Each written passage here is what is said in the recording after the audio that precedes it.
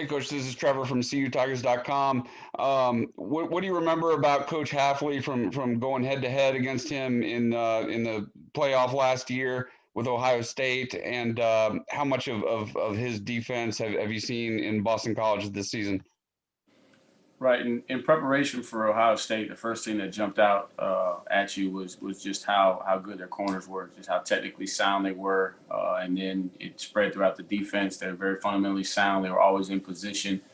They were able to get pressure on the quarterback with four, and then be able to play, mostly man coverage, and then play a lot of cover three concepts. But biggest thing for those guys is the DBs were very well coached. I know that's the position that he works with. You can tell they played with a lot of confidence, a lot of swagger.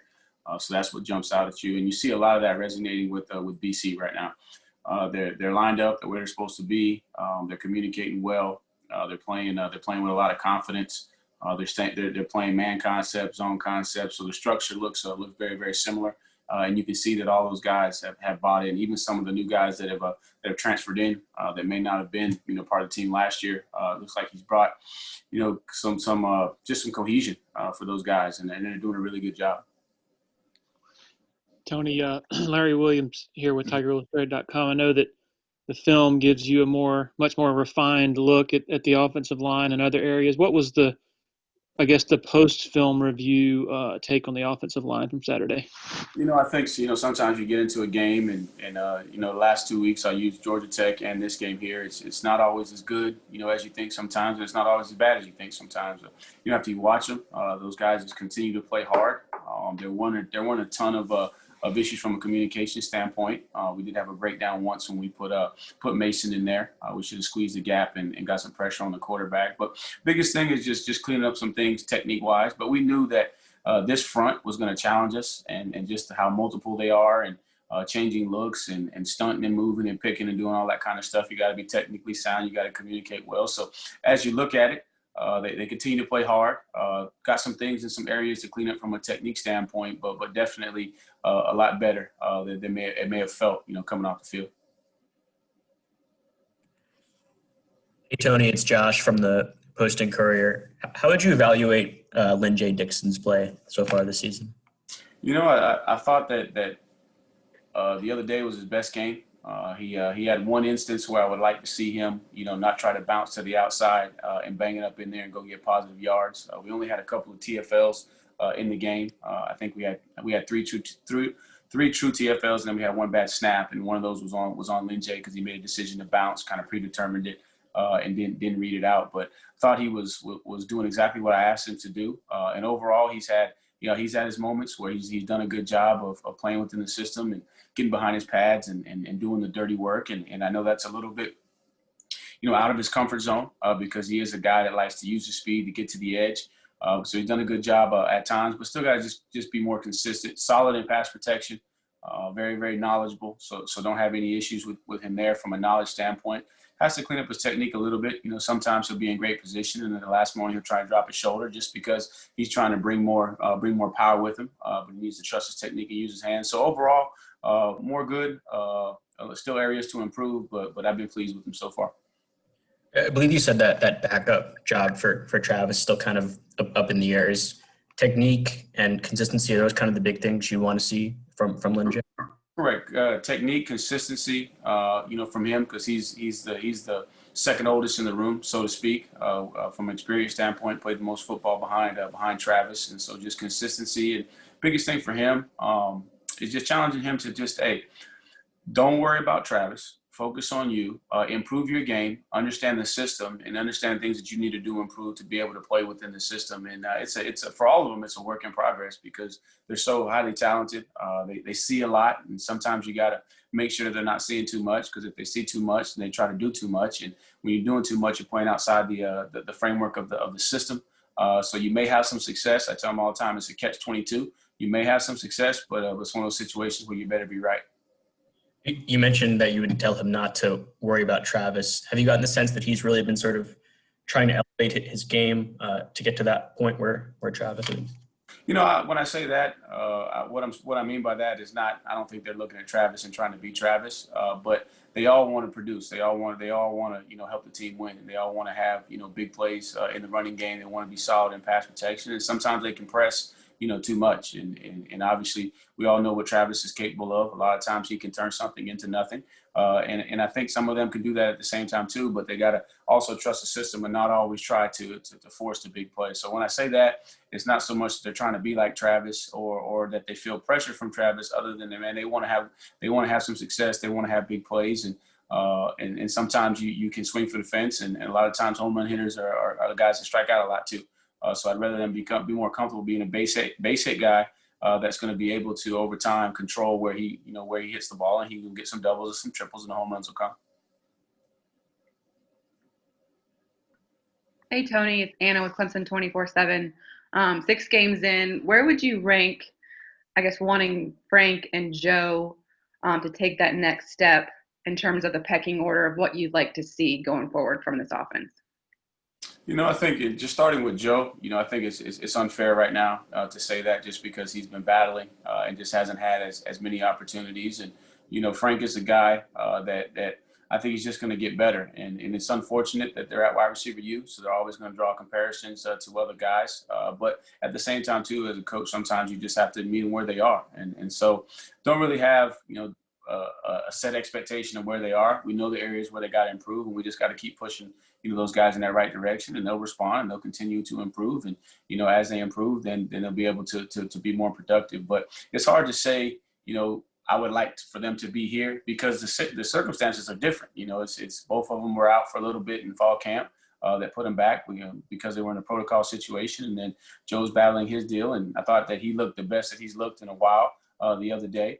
And Frank is just continuing to figure out, how to play. There's a lot of things too, as a young guy, when you're a backup, that you may not have experience with. And when you become a starter, the games move a little bit faster. There's a lot more things that you're experiencing. So, pleased with both of them, but still going to push those guys to continue to improve in every aspect of their game. Hey, Coach, it's Trevor again. BC is top 10 nationally in takeaways. Seems like every other week you're playing a team like that. But, surprisingly, Trevor has had the interceptions in the last 2 games. I know on Saturday was a little bit of bad luck, but Travis has put the ball on the ground in the last 2 games. Ball security is obviously always something that you emphasize, but is that one of the things you're really looking at this week to improve on? I wouldn't say that just because, BC is top 10 in turnover margin. It's more a function of us and focusing on the details, day in and day out, and understanding the importance of taking care of the ball. And obviously the one at Georgia Tech was a bad decision by Trevor. And then he came right back, and I think he completed a bunch of passes in a row. So he overcame that. The one the other day, he's trying to make a ball play. It was a good call. He read it right. He was trying to throw a little back shoulder to Amari, and he just slightly was off a little bit.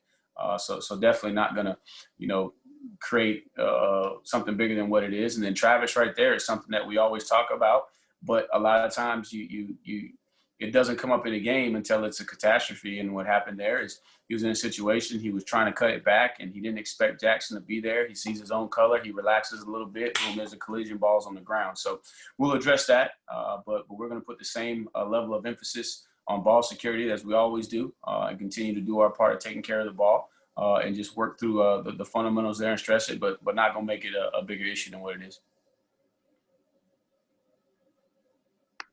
Hey, Tony, it's Anna again. I know you said after the game you wouldn't question Trevor's decision-making kind of in the RPO and when to hand it off. Any instances, though, that stuck out in film where you thought you should have? Right. Now looking back at it, there was one that could have been an either or, and he took a chance. There was a 2nd and 2, and we had an RPO there, and could have handed the ball off, but he'd been having success, and up to that point, and for the rest of the game, I thought all the other decisions were really good. That'd probably be the only one where you say, hey, in this situation right here, when this look, if it's that gray area, if it's that gray, just go ahead and hand it off, and we'll be good to go. But other than that, I thought he did a really good job. And in the run game, that's what sometimes people don't realize when you're built like we're built.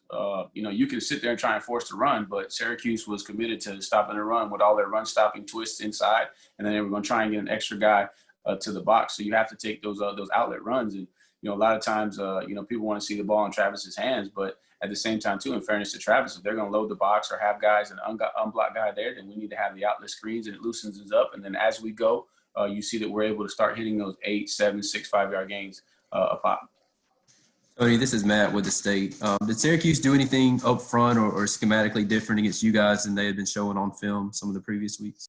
They had a couple of alignments that were a little bit different, but I think what they did a much better job this week of just staying disciplined in their gap assignments. As I said before, going into it, those guys they're going to challenge you in the run game, but I think a lot of times what happened in the past is they get out of a gap and then the back would find it. I thought they did a better job of still bringing those twists, but their D linemen not looping too far, not getting out of gaps, and not creating those big running lanes. And then also too, I think it's a function of us taking outlet screens out on the perimeter because they had that one extra coming. And if we hand that off, there were some plays that would really crease. But it's just that's just how we're built, and you live with it and you move on.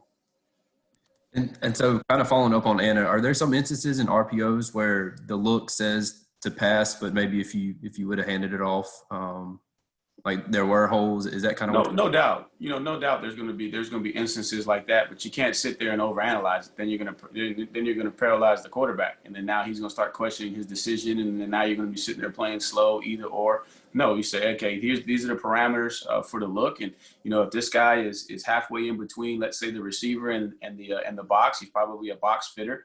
By the time we hand the ball off at 5.5 yards deep, he can roll into and be unblocked and tackle us before we get going. So yes, you're gonna throw the ball out there. But then there were some times too, if he's a step late and you hand the ball off, then you're gonna crease. So there's definitely gonna be situations where you see the looks telling you to pass it, and then you're gonna look back at the film and say, hey, that was blocked about as good as it could be blocked. We probably would have had a good positive game, but that's the RPO world. You can't tell the quarterback, to second guess every look. He's got to get out there and play, trust what he's been coached to do, and then you got to do a good job of. And what I think the positive is you look at the balls that we threw out there, man. We had some 10, 15-yard gains, with the ball being thrown behind the line of scrimmage. So the guys on the perimeter are doing a good job of understanding what their responsibility is running with the football, and then more importantly, how we need to block things on the perimeter.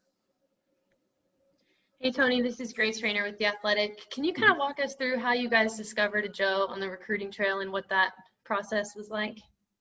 Yeah, so it was very interesting because down there in the state of Florida, there's a lot of, obviously it's a well-populated area, so there's all kind of public schools, all kind of private schools throughout that Tampa area.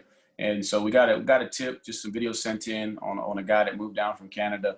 Neither myself nor Jeff had any experience with the school, but since it was my recruiting area, I was responsible for going by to check it out. And, I was a little bit leery, just to be transparent and honest, because, sometimes some of those schools are you never heard of. You don't know how they're operated. You don't know the level of football. You don't know the level of academics. You just don't know a lot about them. So when Jeff found the video clip, he said, hey, if you're down there, go check it out. So then I went by the school, and obviously at Clearwater, they do an unbelievable job with their setup. And so I was immediately impressed when I walked in and had a chance to meet all the folks in the front office, and then the coach. The coach is an awesome guy. You can tell he's an alumni of the school. He's been around it, so he was able to give me some background on what was going on. And then when you get a chance to see this guy, working out in the weight room or running around on the field, you're like, wow, just his physical presence. And then he had an unbelievable smile, and that's kind of how it started. So really, it was more, okay, let's go find out more about the school. We know that he's got some talent on film. But let's find out about the school. And once we were comfortable with the school, then Jeff kind of flew down, went and saw him, and then that's really how the process started. How do you, I guess, evaluate, I don't know completely how to word this, but like when a kid is playing at a smaller school, how do you know that your eyes aren't deceiving you? Well, I think that it's a combination of you go, watch him in his environment, watch him work out, see kind of what his work ethic is, his interaction with his teammates, and you go watch him practice. Just to validate what you're seeing on tape marries up. And then big thing is, he came up and came to camp, and he spent a couple of days with us in camp, and then you're able to place him against other guys that we're evaluating. So we know their level of competition, their level of skill set. And then once you see him in camp, you're able to validate, everything else that you need to see. And that's really how you do it, especially when you get those guys from a smaller school. You'll take that into consideration, but you, at the same time, you don't want to penalize them until you get them into an environment where you can put them against, guys that the level of competition that they play at and see how they stack up. Tony, this is Matt again. With Joe, how much of the offer with him was seeing his potential and what he could become, and how much do you feel like he can still grow as a player? And I guess what are the expectations of what he can end up becoming for you guys? I think a lot of it was based off of his potential, based off of how he performed in camp. This is wide receiver U, and so you had Jeff at the time, Coach Sweeney. That's probably the hardest position group to get approved because you got so many sets of eyes, and then I don't get to see him in camp, but I get to see him on film. And sometimes they would ask my opinion on those receivers. And so what he did in camp, illustrated that, man, this young man's got a ton of potential. Just the fact that he was natural catching the ball. He can run. He can jump. He's got those above the rim, kind of skills that not many people have. But you knew that there was going to be a development process just from the technical aspect of the position, and then just overall the technical aspect of learning how to play the game of football at this level. But I think that the sky's the limit for him. Every day, he's learning something new, and in due time, once it all starts to slow down and comes together, I think you're going to have a special young man. Tony, this is Larry again. Given that y'all are utilizing the middle of the field more this year in the passing game, have defenses sort of adjusted at all to account for that and to try to negate that? It's hard to say because they were switching it up. Defenses switch it up, and we got to try and match up the calls. And the way we want to attack is we want to try and give us the best option based off of coverage. So if it's a 2-high look, we got an answer for a 2-high. If it's a one high look, we got an answer to attack the weaknesses in the defenses. So I don't know if they're compensating yet. I think they're still playing their defense, staying true to themselves. We're just, going through our progressions, and as we build our concept, especially in our third down situations, we're trying to attack the whole field and use our personnel to create matchups. I guess the reason that popped into my mind was on the pick six, Trevor.